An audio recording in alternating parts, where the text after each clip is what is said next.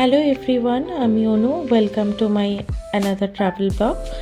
বালি 2তে আমরা অলরেডি কমপ্লিট করে ফেলেছি Bali swing, Tegallalang rice field, coffee plantation, তারপর কিছু শপিং। এবার আমরা যাচ্ছি আমাদের আজকের ট্রিপের last point Kintamani view point, যেখান থেকে আমরা দেখব মাউন্ট বাটুর, যেটা বালির একটা active volcano.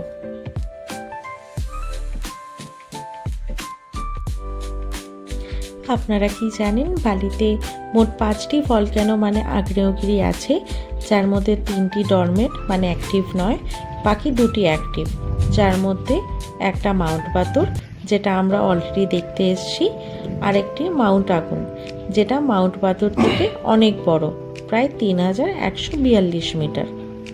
According to Balinese culture, mount আগুনকে নেভেল অফ দ্য ওয়ার্ল্ডও বলা হয়। মাউন্ট বাতুরে ভিজিট করার বেস্ট সময় হচ্ছে যখন সানরাইজ হয়, সেই সময়টা।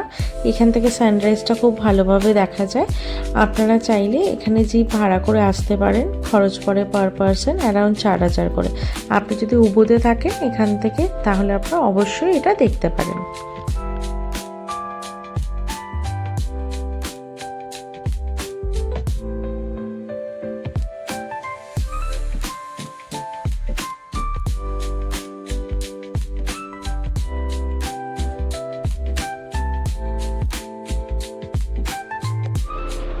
এরপর আমরা কিছু করে নিলাম স্ন্যাক্স আইটেমে। আমি নিয়েছিলাম একটা ফিশ।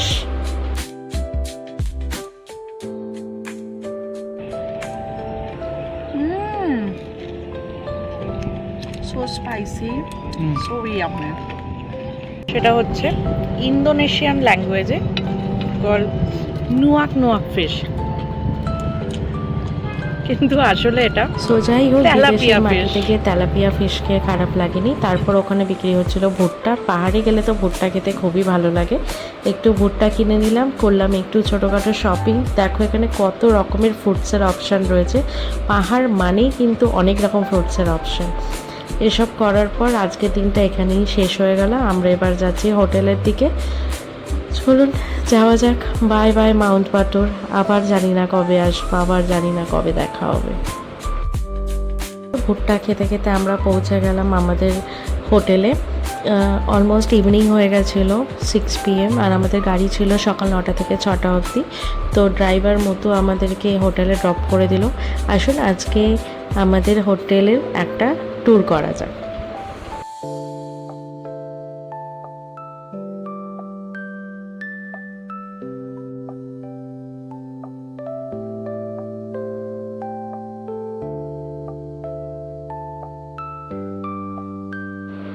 আমাদের প্রপার্টি নেম ধানাকা ভিলা উবুদ, একদম রাইস ফিল্ডের মাঝখানে। নিচে গেলে এবার আপনারা দেখতে পাবেন পুরোটাই রাইস ফিল্ড।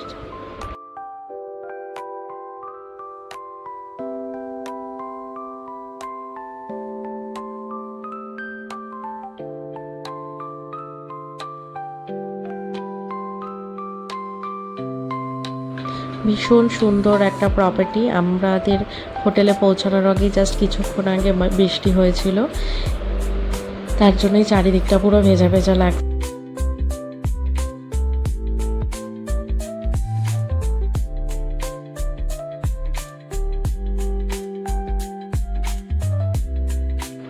আর এই হচ্ছে আমার ভিলার চারপাশটা, কি সবুজ, কি সুন্দর, তাই না?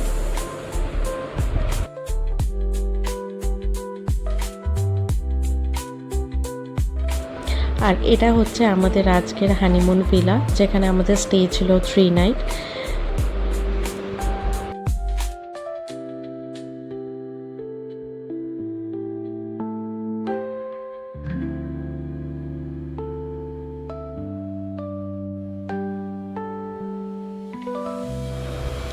রুমে গিয়ে ফ্রেশ হয়ে আমরা এবার চলে এলাম ডিনারের জন্য।